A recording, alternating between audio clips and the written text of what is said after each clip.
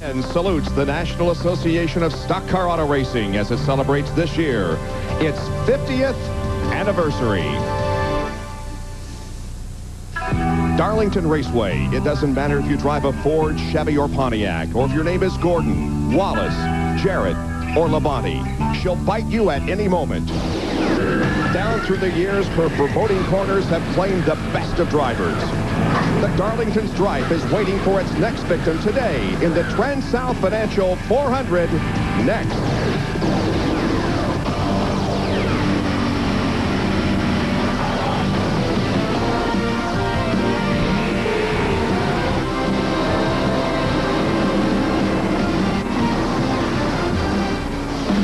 Live from NASCAR's oldest superspeedway, Darlington Raceway in South Carolina. It's the NASCAR Winston Cup Transouth Financial 400. It's the 5th race of the 98 season, and coming into this event, Rusty Wallace has a 49-point advantage on his teammate, Jeremy Mayfield, with the defending series champion, Jeff Gordon, in 7th place in the point standings. Here's how they will start today. And notice the top 5 have major hurdles to overcome. Terry Labonte starting 33rd, while Rusty is in the middle of the pack at a track which is always a nemesis. Racing, like life, is full of hurdles. Ask Rusty Wallace. In the past, he has faced these hurdles alone. Now he shares his past and his passion with the future. Clearing high hurdles with grace and speed requires a perfect stride, especially if you hope to win a championship. With skilled leadership and expert coaching, the intense athlete can see his goal. But sometimes, even the smooth will stumble, and the result can be much more costly than just a single step. It can ruin your day and leave you limping and alone on the desolate track to the Winston Cup Championship.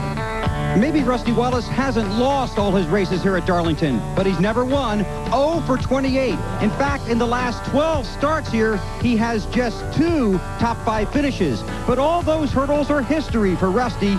This season, his stride has been nearly perfect, clearing the first 4 hurdles, even his highest one at Daytona. Today, he faces perhaps his toughest. He's the only driver that has finished in the top 5 every race this season. In fact, Rusty has finished 5th, 4th, 3rd, and 2nd. Guess what hurdle is next? This 50th anniversary season will be remembered not just for those who have won, but for some rising young stars. Oh, how well they have run. The eyes of the future have started to hunt. There are old names, but new faces now running up front. The smiles are contagious. The points are well taken. They are winless today, yet their spirits not shaken. With visions of victory, they dream of their fame. It just might happen today at this track, too tough to tame.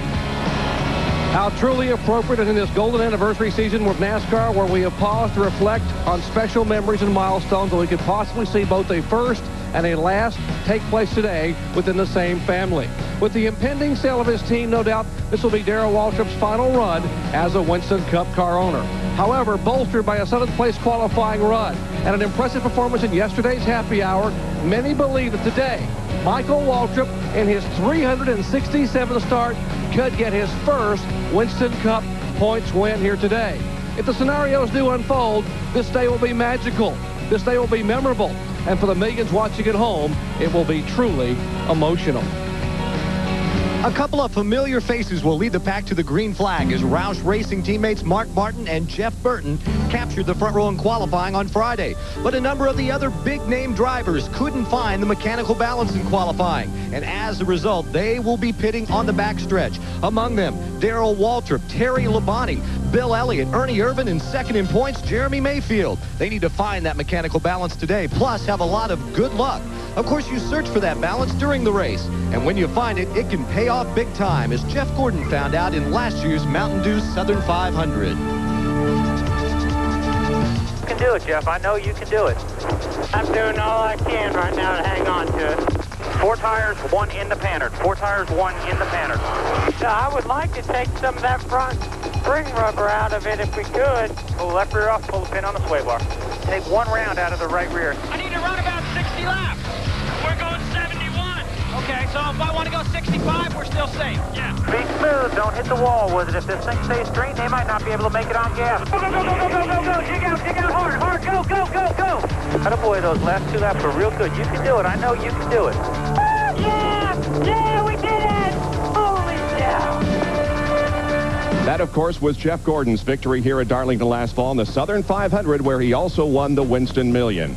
Now, there were times during the race that Jeff's car wasn't working very well, but the crew worked and worked on it. They finally got it technically balanced, Ned. And that's what you need to win races. Now, NASCAR works very hard towards trying to get the downforce balance on these cars.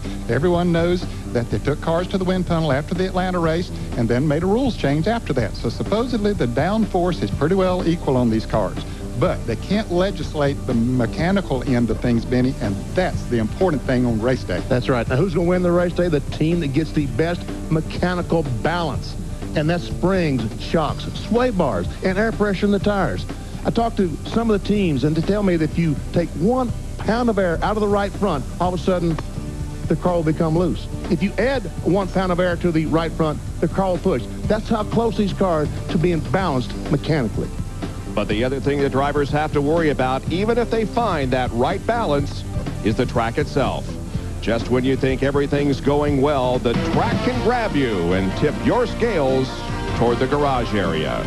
Back at Darlington in a moment.